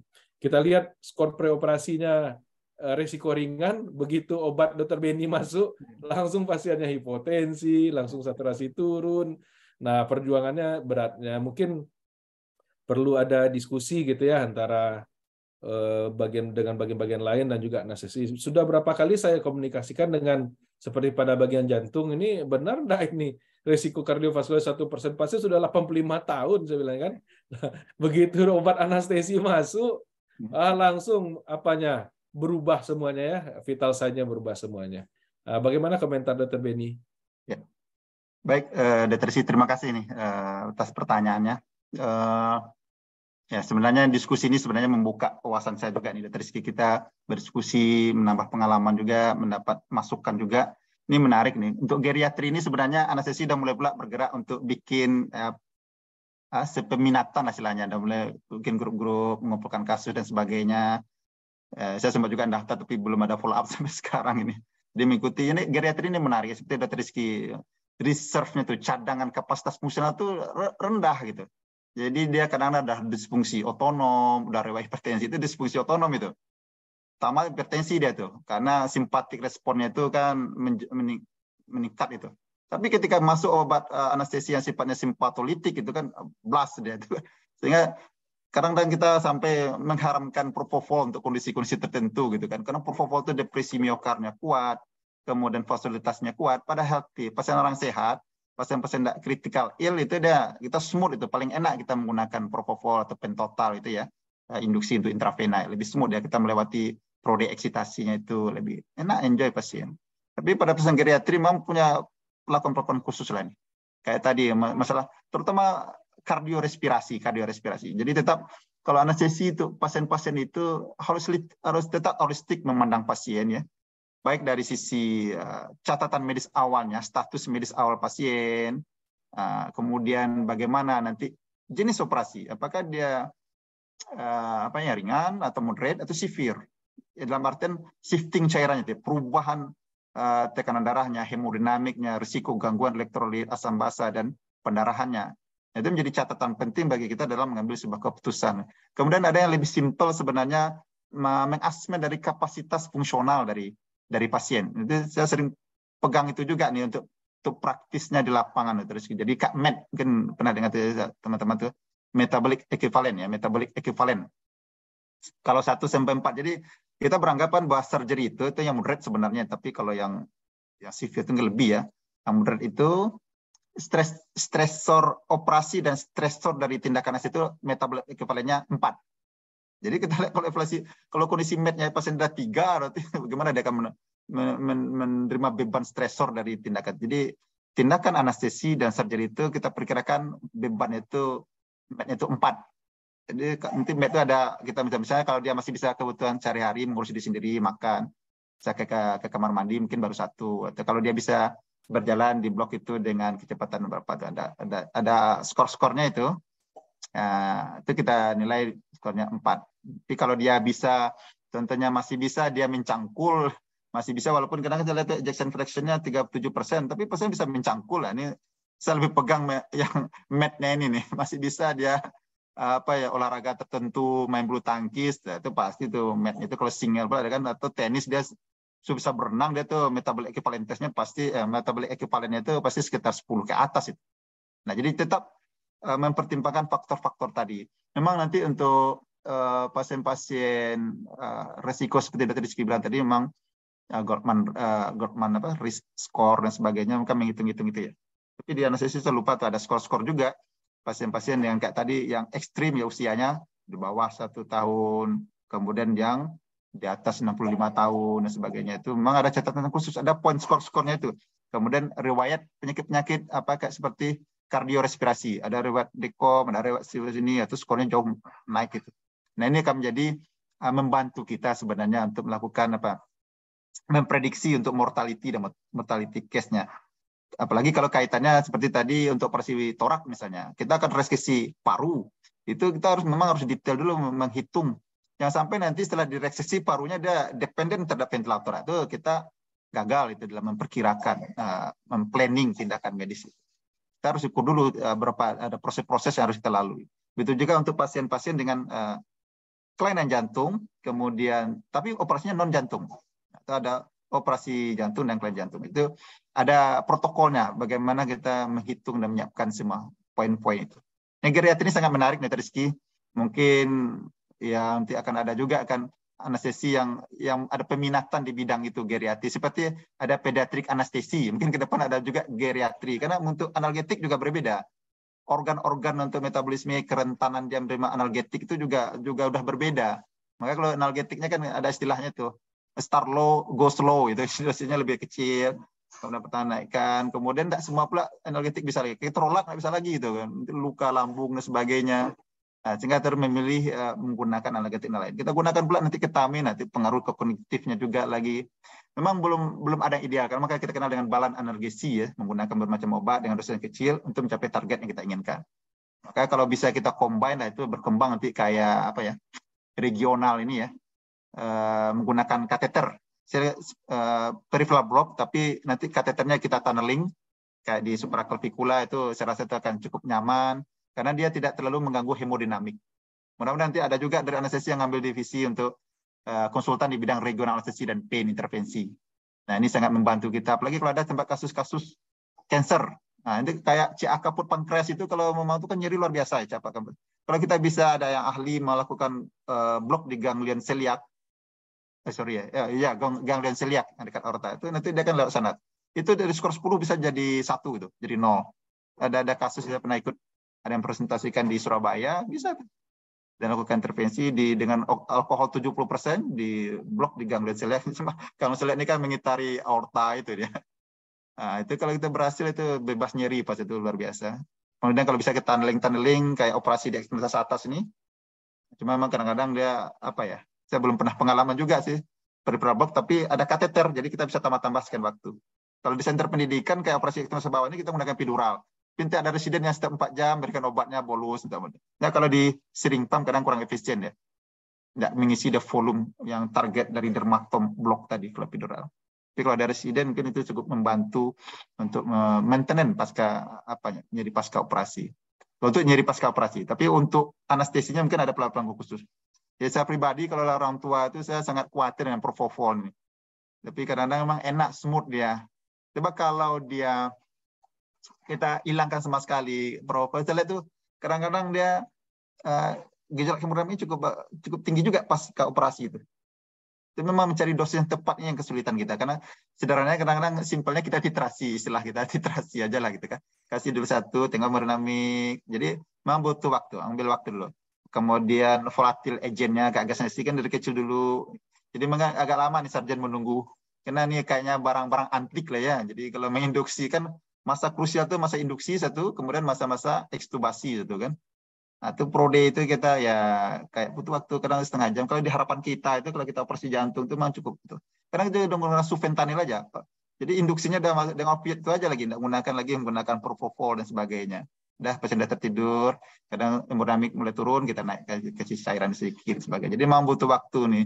Kalau pasien-pasien geriatri harus lebih lembut perlakuannya gitu. Mungkin seperti itu, Dr. Rizky. Terima kasih. Ya, terima kasih Dr. Benny. Ya, saya setuju Dr. Benny, memang perlu ada tim yang benar, yang concern gitu ya kepada geriatri. Karena memang pasien kita di Jamil kelihatan pasien geriatri kan semakin meningkat ya. Kalau zaman dahulu dokter bedah itu kalau sudah di atas 80 itu ya enggak operasi lagi itu. Sudah enggak layak lagi operasi. Tapi zamannya sekarang kan tidak ada patokan usia sebenarnya kan dalam operasi. Selama memang indikasi operasi lalu timnya kuat untuk mengerjakan, itu bisa kita kerjakan. Nah, itu memang jadi diharapkan mudah-mudahan ke depan kita bisa ada tim. Sebenarnya tim geriatri sudah ada dari penyakit dalam, tapi memang belum bekerja dengan baik gitu ya sebelum secara untuk mengarah ke perioperatifnya itu belum. Lebih kepada bagaimana merawat pasien geriatri. Terima kasih Dr. Benny. Terima kasih Dr. Mungkin ini Dok, satu lagi ya Dok. Tadi udah Dr. Aulia sudah tunjuk tangan juga. Udah di Padang kuliah ya, dari Jakarta nih. Oh, ini ya bukan baru. Izin Dr. Benny, mau nanya tentang pasien operasi non kardiak dengan kelainan jantung gitu ya. Mungkin tadi sempat disinggung sedikit. Mungkin ada beberapa hal khusus apa saja mungkin yang perlu diperhatikan ini untuk persiapan preoperatifnya. Mungkin saja pasien ini punya kelainan kongenital atau aritmi gitu ya. Penekanannya gimana untuk preoperatifnya yang pasien-pasien seperti ini?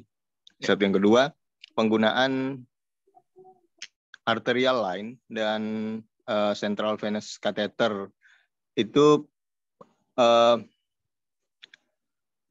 pemilihan penggunaannya itu sebenarnya pada operasi yang seperti apa gitu, Dr. Atau apakah memang bisa dibuat lazim gitu ya penggunaan arterial line dan central venous catheter ini? Karena saya lihat sangat bermanfaat sekali ketika memantau hemodinamik di intraoperatif. Demikian Dr. Benny. Terima kasih Dr. Aulia. Untuk operasi non jantung dengan kelainan jantung itu memang udah ada guideline yang resminya udah ada itu. Mungkin bisa di-download nanti itu. Memang cukup panjang tuh tahapan-tahapannya itu. Jadi ada beberapa kondisi yang kapan kita bisa melakukan operasi, kapan kita harus tunda dan melakukan pemeriksaan atau konsultasi lanjutan. Itu ada cukup detail. Contoh riwayat dia mengalami infak miokard. Nah, itu ada waktunya itu. Kemudian kalau untuk aritmia yang disebut tadi, nanti ada itu yang saya bilang tadi, ada yang aritmia tipe maligna ya, maligna. Kayak contohnya AF ya. Kalau AF itu kadang-kadang itu nggak bisa hilang deh ya. Kadang-kadang. Tapi kita harus membedakan rapid ventricular response atau normal ventricular response. Jadi kalau kita bikin kayak heart lag-nya lah, stressing point-nya, substansi yang kita kejar itu sebenarnya ventricle sebenarnya ya. Karena kalau aritmia di ventrikuler itu yang langsung terkait dengan hemodinamik cardiac output kan. Kalau AF itu dia atrial fibrilasi kan masih bisa darah itu pasif dari atrium ke ventrikel ya. Tapi kurang kick-nya itu enggak ada kalau AF itu dia enggak. Tapi pasien masih bisa jalan itu. Kalau AF itu kan masih jalan-jalan pasien kadang-kadang. Tapi kalau ventrikel yang bermasalah, nah ini udah shutdown lagi nih. Kalau ventrikel fibrilasi itu kan cuma menggeletar aja dia. Tidak ada kick-nya, enggak ada darah yang keluar itu kan. Sedangkan dia butuh konsumsi oksigen sangat tinggi, tapi darah tidak ada. Betul. Kita tahu bahwa jantung sendiri mendapatkan darah pada perodi diastolik kan. Kita tumpah darah, perodi diastolik, dia masuk ke trikoroner. Ini dapat darah dia. Nah, jadi kalau aritmianya itu AF, itu biasanya kalau ya rapid ventricular response, itu kita tunda dulu. Kita harus kontrol dulu rate-nya tadi harus kita kontrol. Tapi kalau ritmenya kadang-kadang berhasil kita kontrol, kadang tidak berhasil itu. Tapi kalau ada anatominya bermasalah, itu kadang tidak mau dia. Tapi yang penting dia normoventricular response, nah, F-nya tadi. Kemudian kalau kayak tadi VS, nah VS itu kalau dia yang maligna itu VS yang bigemini, yang frekuen, yang satu lagi yang tipe R-on-T. Jadi ada jatuh pada momen di T. Nah, itu berisiko untuk berubah menjadi ventricular tachycardia atau berubah ventricular fibrillasi. Nah, itu kan kalau kita elektif, ya janganlah kita memaksakan, minimal kita tunda dulu, kita perbaiki dulu kondisinya. Ini terkait dengan ada protokolnya, ini bisa di download itu. Jadi ada guideline untuk pasien di AHA ada itu operasi non jantung dengan kelainan jantung. Itu cukup detail dan memaparkan kapan intinya kan kapan kita tunda. Gitu. Substansi akhirnya kapan kita tunda, kapan kita kerja. Tapi kalau emergency tentu lain cerita. Kita hitung risk-nya, nanti ya edukasi, kemudian memplanning rawatan pasca operasi. Itu aja kalau emergency ya, life saving gimana lagi. Nah, seoptimal kendala kita emergency kan itu space waktu kita mengoptimalkan kondisi pasien terbatas. Itulah tantangan di emergency. Maka di mana-mana kalau di luar negeri itu take home pay untuk pasien operasi itu jauh lebih besar. Restorannya jauh lebih besar. Nah, ke depan kita harus manajemen harus paham itu pasien-pasien dengan emergency itu. Nah, terkait dengan penggunaan untuk monitoring yang Dr. Aulia bilang kemarin kayak operasi apa contohnya. Saya kemarin hepatektomi, saya pasang untuk artery line, CPC. Intinya sebenarnya kepentingan kita monitoring. Kira-kira ini shiftingnya, pergeseran cairannya, perubahan hemodinamik dan sebagainya itu tinggi nggak? Hebat nggak? Misalnya operasi-operasi besar lah ya. Operasi-operasi yang kan kita klasifikasikan itu. Kalau nasi itu ini operasinya minor, ini medium, ini apa? Ini moderate, ini operasi berat, ini besar. Pertimbangan itu melihat dari shifting cairan tadi, perubahan hemodinamik tadi. Nah, perlu monitoring ketat. Ya kayak hepatitis saya perlu itu karena sarjannya kadang mintanya CVC sekian, itu membantu untuk monitoring. Contohnya dengan artery line itu kan dia real time. Jadi kalau kita karena untuk operasi bedah saraf tertentu dia butuh momen tertentu turunkan tensi. Oke, kita bisa tentukan tensi dengan menggunakan kayak Presedec ya, alfa 2 agonis. Kadang dia minta naikkan tensi segini, kita menggunakan Pascon. Jadi kita perlu real time itu tekan. Kalau dia manset non invasif kan butuh waktu dia. Yang berbahayanya kadang non-invasif ini ketika dia tidak bisa mendetek, yang dikeluarkannya angka terakhir. Nah, kita bisa keliru itu. Kita karena ada stabil-stabilnya, ya ternyata itu sudah drop. Jadi kalau real time kita mulai artery line. Tapi kalau itu jadikan protokol rutin, marah rumah sakit nanti. Kos lagi nanti tidak cocok dengan paket. Nah, saya operasi paket 3,5 juta. Kita pasang pula artery line, kita pasang pula CVC, butuh waktu lagi. Nah, jadi sumber infeksi nanti kalau untuk jangka panjang, jangan sampai pula keliru pula nanti artery line di ruangan itu dikasih pula nanti nggak bisa. Jadi kalau monitoring intervasi itu memang strict, harus ada indikasi khusus. Nah, indikasinya seperti tadi. Kira-kira kita perlu nak monitoring. Misal kayak operasi apa lagi yang saya bisa pakai? Kalau operasi jantung itu wajib ya. Jantung wajib kita pakai. Swing itu, hemodinamik itu kita perlu data itu nak, sehingga kita cepat. Nah, kalau untuk operasi bedah saraf, karena saya penting juga itu saya pasang juga untuk artery line, karena cukup CVC aja. Gitu. Padahal kalau ini pertimbangan, ini tidak perlu nih, cukup dengan sebenarnya jangan salah persepsi nih, karena saya nengok itu, kenapa pasang CVC untuk resusitasi? Ini keliru nih, karena kalau ingin cepat infus itu, yang paling ideal itu malah aboket itu. Kalau logika dasarnya kan pendek dia, diameternya paling besar, itu paling cepat resusitasi. Coba aja tes nanti. Kalau dia CVC, kateter itu panjang, dibagi pula 3 lumen. Berapa resistensinya itu? Pasti lebih lambat dia. Jadi kalau ingin mengguyur cairan itu paling cepat itu malah dengan aboket itu. Pasang aboket nomor 14, itu jauh lebih cepat kita mengguyur cairan itu. Dibandingkan kita menggunakan kateter CVC itu yang panjang, bagi pula berapa lumen, resistensinya berapa itu. Kegunaannya sebenarnya kan untuk akses vena sentral ya. Untuk memberikan terapi nutrisi. Karena osmolarity-nya tinggi kan. Kalau kita pasang di perifer nanti plebitis.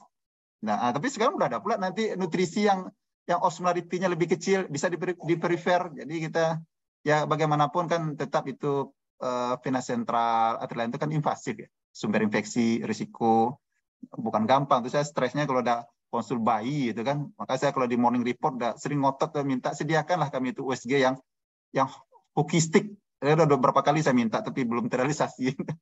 Kadang Pak Irwan udah bilang juga kenapa belum jadi respon ini gitu kan Pak Yan Edward pas morning report. Ya kita perlu yang hokistik gitu kan. Mungkin Dr. Aulia pernah juga coba tuh disuruh pasang CVC bayi 1 bulan Kalau kita pakai prop linear biasa tuh udah penuh apa tuh. Kalau kita blend kasihan nanti hematom dan sebagainya. Karena kita udah banyak kasus kan.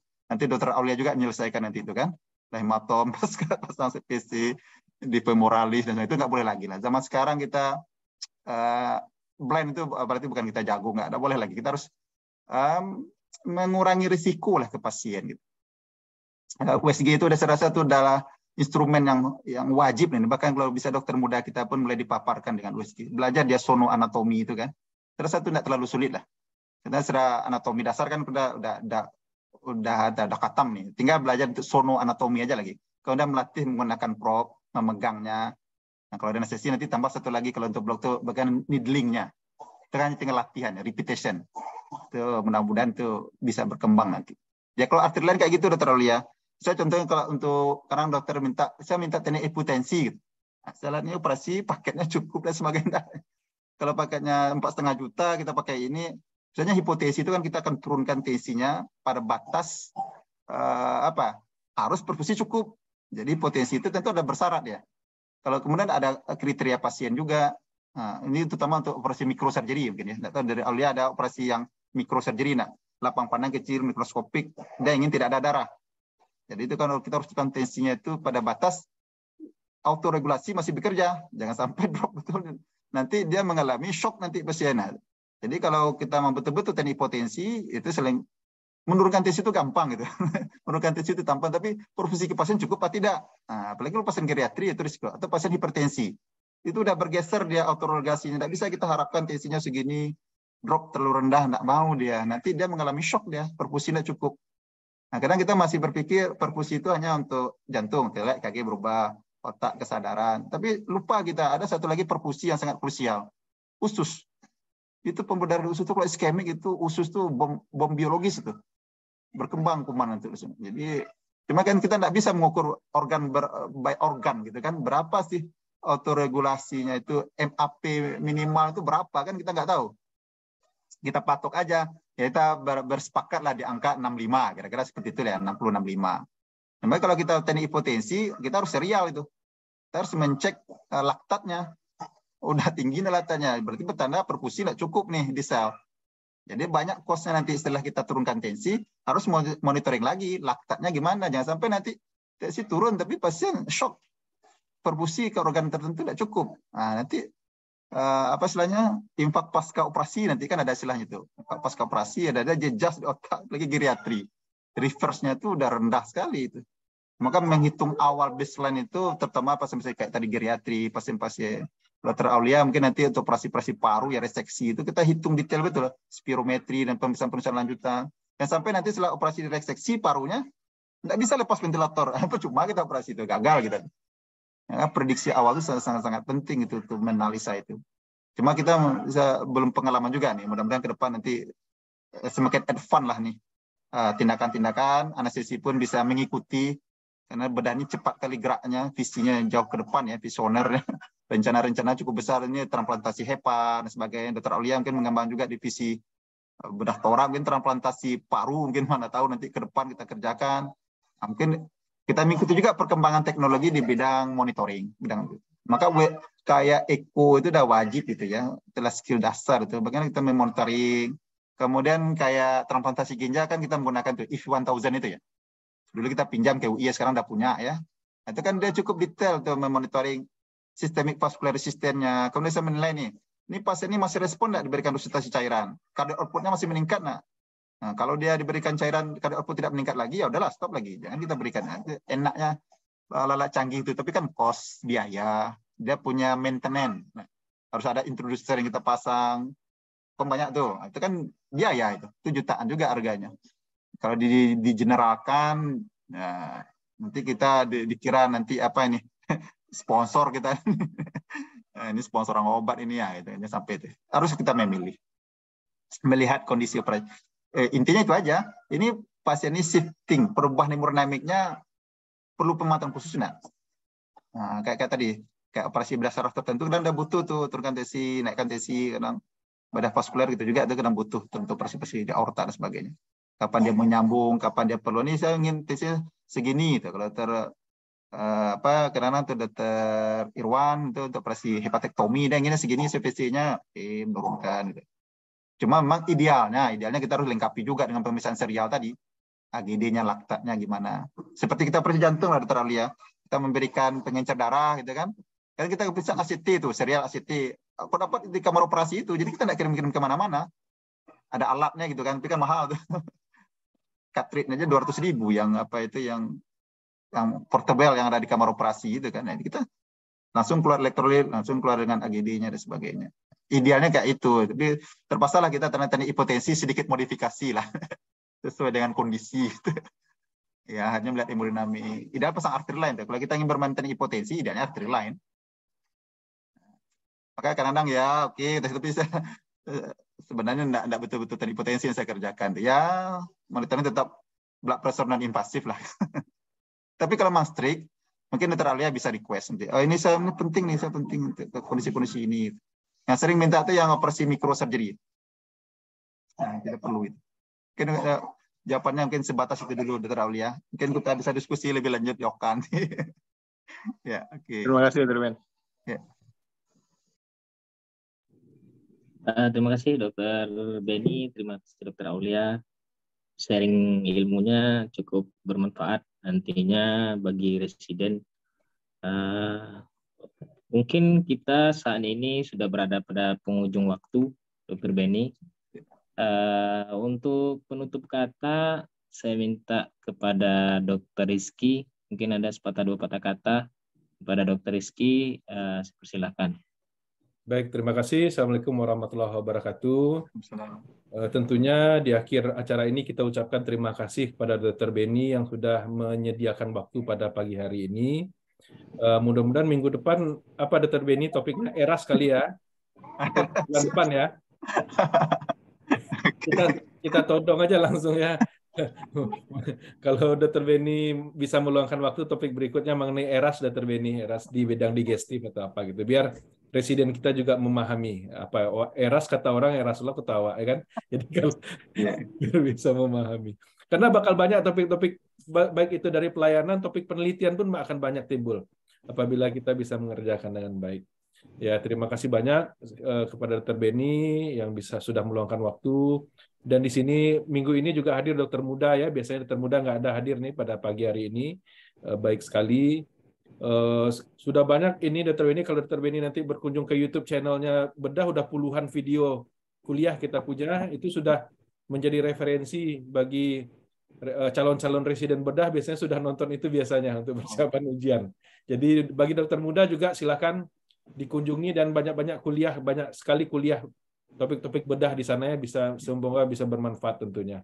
Dan juga bagi residen bedah, saya berkali-kali katakan bahwa pasti pagi ini penyerapannya cuma 30-40% saja, tidak akan banyak ya. Itu nanti videonya bisa diulang-ulang, bisa menjadi modal dalam praktek ataupun untuk persiapan ujian. Terima kasih banyak, Dr. Benny. Semoga berikutnya bisa diganggu lagi ya untuk bisa berbagi ilmu untuk residen bedah dan dokter muda. Terima kasih. Assalamualaikum warahmatullahi wabarakatuh. Waalaikumsalam warahmatullahi wabarakatuh. Waalaikumsalam warahmatullahi wabarakatuh. Demikianlah. Terima kasih kepada Dr. Rizky telah memberikan sepatah kata. Semoga apa yang kita buat saat ini menjadi catatan amal ibadah buat kita semua, terutama khususnya bagi residen-residen itu dapat menambah ilmu, nantinya akan memberikan yang terbaik lah bagi pasien-pasien di M. Jamil nantinya, pasien-pasien bedah khususnya nanti. Demikian acara kita pada pagi hari ini. Terima kasih Dr. Benny, terima kasih Dr. Rizky dan semuanya rekan-rekan residen. Saya akhiri dengan alhamdulillahirabbil alamin. Wabillahi taufiq wal hidayah. Wassalamualaikum warahmatullahi wabarakatuh.